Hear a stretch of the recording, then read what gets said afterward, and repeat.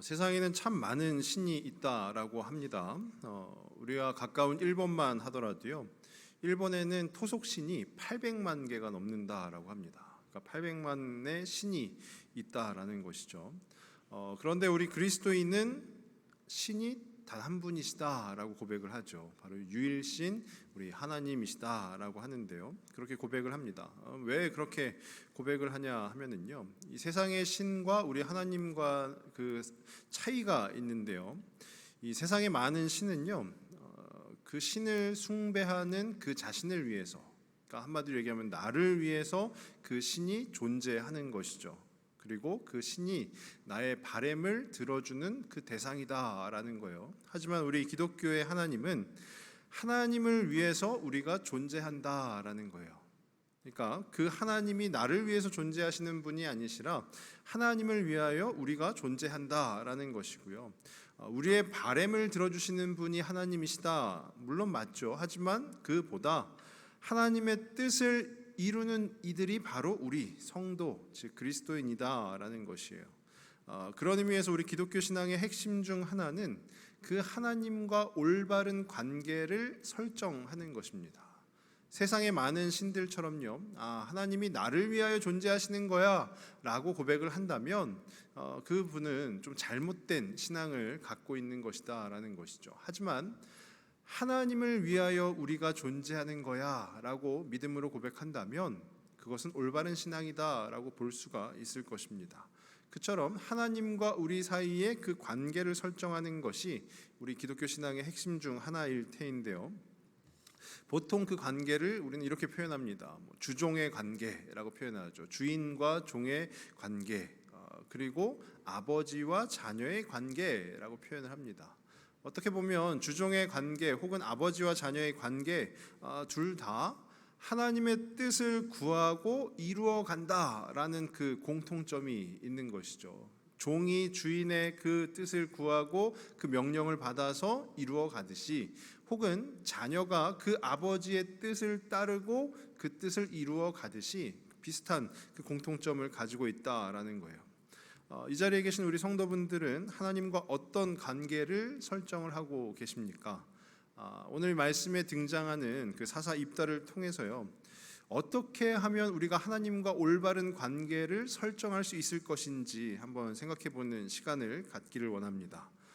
오늘 본문은 사사 입다의 이야기인데요, 거듭해서 말씀드리지만 이 사사기에는 순환 구조가 있다라고 했어요. 타락, 심판, 회개, 회복, 이 순환 구조가 사사들이 바뀔 때마다 계속해서 반복되어진다라고 했습니다.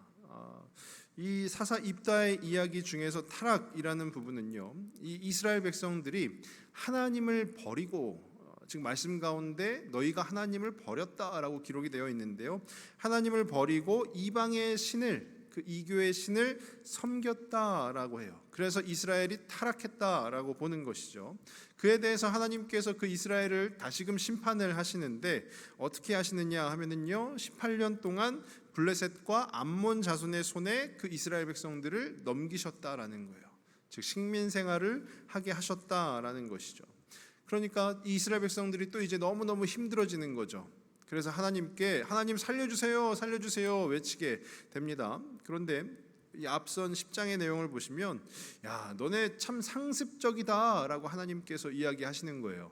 그도 그럴 것이요, 이 입다 때가 처음이 아니었거든요. 그 전에 사사들 때부터 이스라엘이 여호와의 목전에 악을 행하매 하면서 하나님께서 심판하시면 이스라엘이 하나님 힘들어요, 살려주세요 하고 외쳤듯이 이 이스라엘이 계속해서 반복해서 하나님께 회개함으로 부르짖었다라는 거예요. 그런데 하나님께서 이제 이스라엘 백성들에게 야, 너네 참 상습적이다 라고 하시니까 이스라엘 백성들이 그렇게 대답을 하죠. 맞습니다, 우리 상습적이긴 하지만 하나님 이번만 살려주십시오 라고 하면서 그들이 섬기는 그 이방의 신, 그 우상을 다 척결하는 그런 행위를 하게 됩니다. 그래서 이제 하나님께서 그 이스라엘을 다시금 회복시키시고자 하는 그 회복에 대한 그 부분이 바로 오늘 저희가 읽은 이 11장의 내용이다라는 거예요. 그런데 그 회복이 시작되는 구절을 다시 한번 보시면은요, 29절입니다. 29절을 보시면 이에 여호와의 영이 입다에게 임하시니.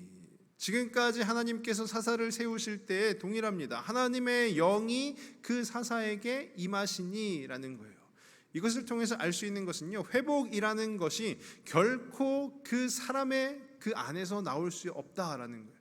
사람의 능력에서는 결코 나올 수 없다라는 거죠. 하나님의 영이 임하는 그 사사를 통하여서 하나님께서 이제 그 회복의 은혜를 더하여 주신다라는 거예요. 그리고 29절 뒷부분에 보시면 암몬 자손에게로 나아갈 때에, 그 암몬 자손과 이제 대치 상황이라고 그랬죠. 그러니까 이제 전쟁을 하기 위하여서 이제 사사 입다가 나아가는 것입니다. 그런데 한 가지 특이한 점이 있습니다. 그것이 무엇이냐 하면은요, 이 입다가 서원을 했다라는 거예요. 서원. 하나님 앞에 약속을 했다라는 것이죠. 그 약속이 무엇이냐? 하나님 암몬 자손을 넘겨주시면 승리하고 돌아올 때에, 그들과 싸워서 승리하고 돌아올 때에 나의 집에서 나오는 첫 번째 그 사람을 하나님께 제물로 바치겠습니다라는 거예요. 그 암몬 자손과 전쟁을 하는데 그 전쟁 가운데서 승리하고 돌아왔을 때 나의 집에서 그 집의 문을 통해서 나오는 첫 번째 사람을 제가 제물로 바치겠습니다 하는 거죠. 그런데 우리가 말씀을 통해서 읽었지만 전쟁의 결과는 어떠했습니까? 암몬을 무찌르고 입다와 백성들이 금이 환영을 하게 되는 거예요. 그런데 그 승리가 결코 반갑지 않은 결과를 초래하게 되었다라는 거예요. 그 입다와 그 백성들이 금이 환영하였을 때 그 입다의 집에 문을 열고 처음으로 나온 이가, 오늘 우리 말씀에도 읽으셨지만 누가 처음으로 나왔습니까? 입다의 딸이에요. 딸. 그런데 보통 딸이 아니라 말씀에 무엇이라 기록하고 있냐면요, 무남동녀라고 합니다. 무남동녀 외동딸인 거죠. 아마 입다는 그러지 않았을까요? 본인의 딸을 보고 말씀에도 자기의 옷을 찢었다라고 표현이 되어 있지만 이제 생각이 막 복잡해지지 않았을까요? 아, 어떡하지? 내가 괜한 말을 했구나. 내가 하나님 앞에 괜한 말을 했구나. 그런 생각을 당연히 했겠죠. 왜냐하면 자기의 딸이잖아요. 특히나 무남동녀 외동딸이잖아요. 그런데 입다는 말씀 가운데 보시면 결국 입다는 하나님께 서원한 것을, 즉 약속한 것을 지켰다라고 기록이 되어 있습니다.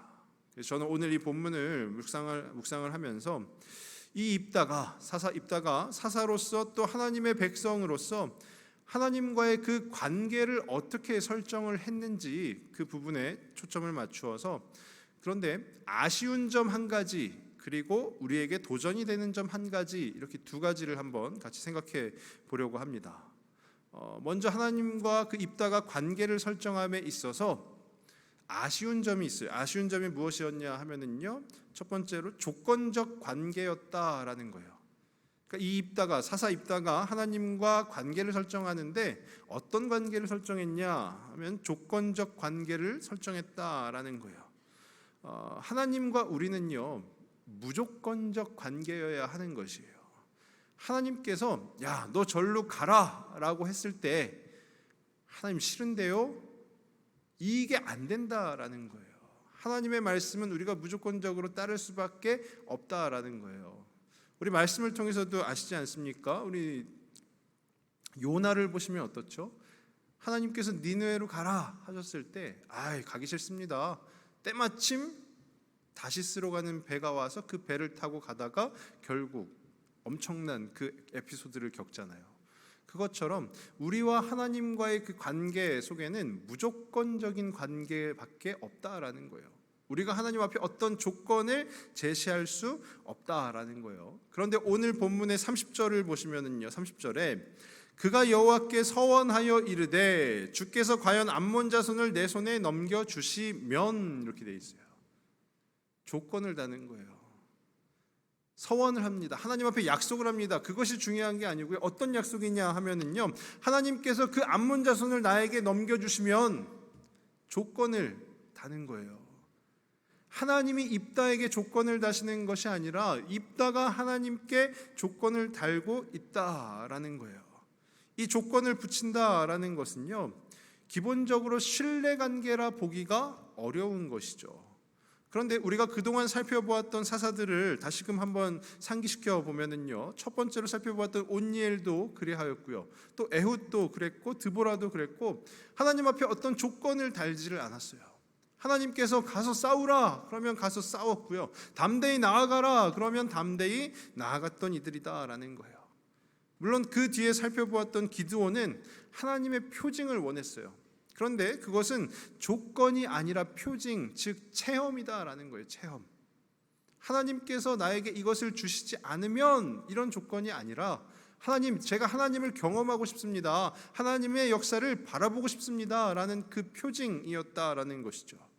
그리고 그것은 기드온이 사사로 세움 받는 과정 중에 일어난 일이고, 기드온의 그 성장 과정 중에 일어난 일이다라는 거예요. 하지만 오늘 본문의 주인공인 이 입다는 이미 사사가 되어서 전쟁에 출정하기 직전, 이미 사사가 되었어요. 여호와의 영이 이미 그 사사 입다에게 임하였어요. 그런데 하나님 앞에 지금 조건을 달고 있다라는 거예요. 조건을 달고 있다. 제가 어렸을 때요, 그 초등학교에 다닐 때 시험을 앞두게 되면은요, 이제 시험지를 받기 직전에 항상 기도했습니다. 무엇이라 기도했냐면은요, 하나님 이번만 100점 맞게 해주세요 라고 기도했어요. 하나님 이번만 100점 맞게 해주세요 라고 했지만, 거기서 기도가 끝난 것이 아니라 제가 뭐라고 이어서 기도했냐면은요, 이번만 100점 맞게 해주시면 제가 앞으로 기도 열심히 하겠습니다, 그리고 성경 말씀도 열심히 보겠습니다 라고 무엇을 한 것입니까? 조건을 단 것이죠. 조건을 단 거예요. 하나님께서 예쁘게 보셨을까요? 아니면 에이 이놈 이렇게 보셨을까요? 물론 여러분, 우리 성도분들 각자가 다 생각이 다르시겠지만, 저는 지금 하나님께서 예쁘게 보시진 않았을 것이다 라고 생각합니다.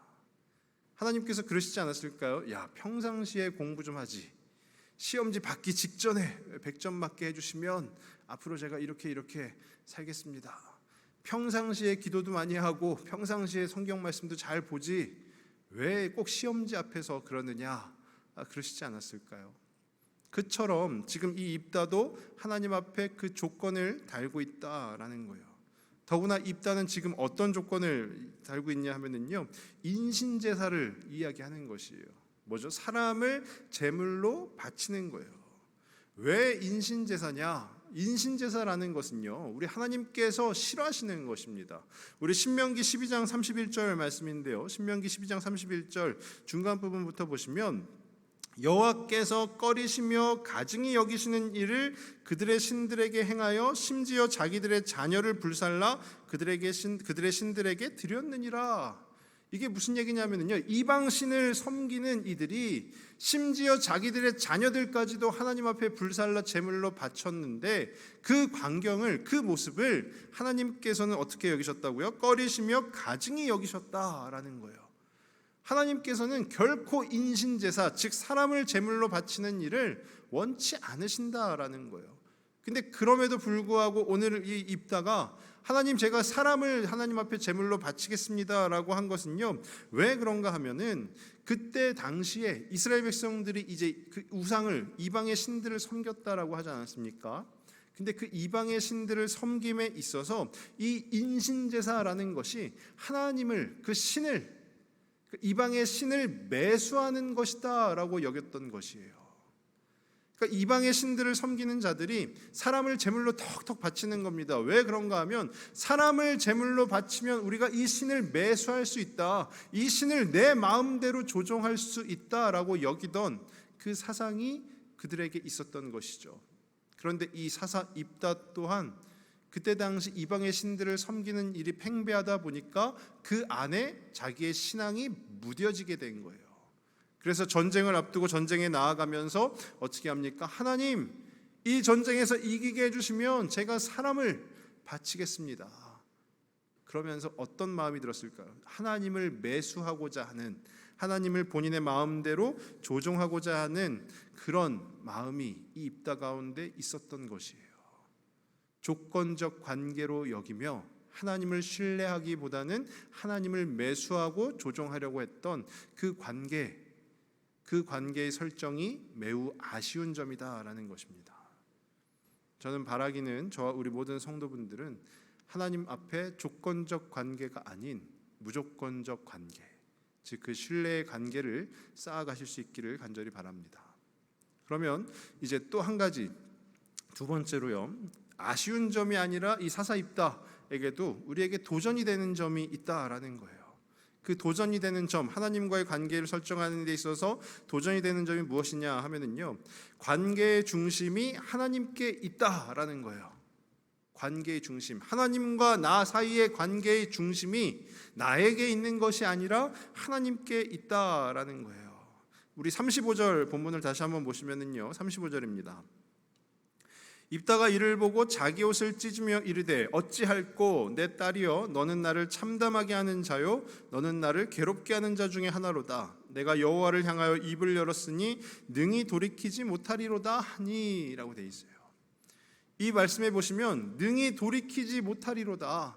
본인이 하나님 앞에 서원하여 그 약속한 그것을 능히 돌이키지 못하리로다라는 거예요. 하나님과 약속한 것은 반드시 지켜야 한다라는 그 입다의 마음이 담겨져 있는 것이죠. 그런데 이 약속이라는 것은요, 쉽기도 하고 매우 어렵기도 한 것입니다. 만약에요, 예를 들어서 이 입다가 하나님 앞에 그런 이야기를 한 거죠. 전쟁에서 이기고 돌아왔을 때, 금이환영했을 때 자기가 키우던 소 중에 제일 좋은 것으로 하나님께 바치겠습니다 라고 앞서서 서원을 했었다면 입다가 그 약속을 지키는 것은 결코 어렵지 않았을 것이에요. 금이환영에서 돌아와가지고 잔치를 베풀면서 본인이 키우던 소 중에 제일 좋은 것으로 잡아서 그것을 제물로 바치고 하나님 앞에 드리는 것 전혀 어렵지 않은 일이죠. 하지만 지금 입다가 이야기한 것은 무엇입니까? 자기 집문을 통해서 처음으로 나오는 그 사람을 바치겠습니다 라고 했는데 그 사람이 누구예요? 자기 자신의 무남동녀 외동딸이라는 거예요. 성경을 해석하는 분들에 따라서 조금 차이가 있을 수는 있겠지만은요, 앞서서 말씀드린 그 사사 입다가 그 어떤 우상 신을 숭배하는 그 문화에 무뎌져 있어서 그래서 하나님을 매수하려고 했던 것처럼, 그런 조건을 달아서 인신제사를 통해서 하나님을 매수하려고 했던 것처럼 이 입다는 아직도 정신을 못 차리고 있는 것이다 라고 보는 분들도 있지만 그 대상이 누구입니까? 자신의 무남동녀 외동딸이잖아요. 저는 말씀을 묵상하면서 입다가 이제 그 앞서서 나오는 그 문을 통해서 나오는 자신의 딸을 바라보면서 어떤 생각이 들었을까요? 무언가 크게 한 방 얻어맞은 것 같은 그런 생각이 들지 않았을까요? 아, 맞다. 하나님께는 인신제사를 드리는 게 아니지. 하나님께서는 그 인신제사를 싫어하시지. 아, 내가 진짜 모자랐다. 내가 정말 잘못했다. 그런 마음이 들지 않았을까요? 당연히 그런 마음이 들었으니 자기 옷을 찢으면서 아, 어찌할꼬 그렇게 안타까움 속에 외치지 않았겠습니까? 정말로 하나님 앞에 여러 고민이 있었을 거예요. 하나님, 제가 잘못했습니다. 제가 서원했던 것 용서해 주십시오 라고 했을 수도 있고요. 그 딸을 살리기 위해서 참 부단히 노력하지 않았겠습니까? 아비의 마음으로 당연히 그렇게 하지 않았겠습니까? 하지만 입다는요, 그 관계 안에서, 하나님과의 관계 안에서 그 중심이 자기에게 있는 것이 아니라 하나님께 있음을 끝끝내 고백한 인물이라는 것이죠. 그래서 결국 어떻게 했습니까? 자기의 무남동녀 외동딸을 하나님 앞에 약속한 대로 바치게 된 것이죠. 관계의 중심을 하나님께 두는 것은 그렇게 어렵지 않습니다. 하지만 오늘 이 입다처럼 자기의 자식을 죽여야 되는 그 일이 생긴다면 우리는 어떠할까요? 그 관계의 중심을 하나님께 계속해서 두고 있을까요? 아니면 어떻게 해서든지 그 중심을 내 쪽으로 옮겨오고자 노력했을까요? 저도 이 말씀을 준비하면서 저 스스로에게 계속해서 물어봤습니다. 그럼에도 불구하고 그 관계의 중심을 계속해서 하나님 앞에 두었을까? 지금 저희 뒤에 제 자녀 2명이 있는데요, 저 아이들은 잘 모르겠지만 제가 너무너무 사랑하는 친구들입니다. 이 친구들을 바쳐야 된다라고 한다면 제가 믿음이 연약한 걸 수도 있지만 저는 그 관계의 중심, 하나님 앞에 있는 그 관계의 중심을 제 쪽으로 막 바로 당겼을 거예요. 그리고 하나님 차라리 저를 죽이십시오 하지 않았을까요? 하지만 입다는 하나님이 어떠한 분이신지를 정확하게 알고 있었고 그 관계의 중심을 자기가 아닌 그 하나님 앞에 계속해서 둠으로 그 하나님의 일을 완성해 나아간 사사로 이 말씀에 기록될 수가 있는 것입니다. 간절히 바라기는 그 어떠한 일이 있다 하더라도 우리의 믿음이 흔들리지 아니하고 그 관계의 중심을 나에게 당겨오는 것이 아니라 그 하나님 앞에 계속해서 쌓아가는 저와 우리 모든 성도분들 되실 수 있기를 간절히 바랍니다. 말씀을 정리하면은요, 하나님과 우리의 관계는요 무조건적 관계여야 합니다. 우리가 하나님 앞에 조건을 달면서 하나님께서 이렇게 해주시면 제가 이렇게 할게요 라고 할 그런 관계가 아니다라는 거예요. 또 한 가지는 그 관계의 중심이 내 쪽으로 당겨오고 싶은 마음이 들더라도 하나님 앞에 계속해서 그 중심을 내려놓는 우리 모두가 되실 수 있어야 한다라는 것이에요. 그렇게 하나님 앞에 그 관계를 설정함에 있어서 올바른 그 관계를 설정해 가는 저 우리 모든 성도님들 다 되시길 주님의 이름으로 축원합니다. 기도하겠습니다.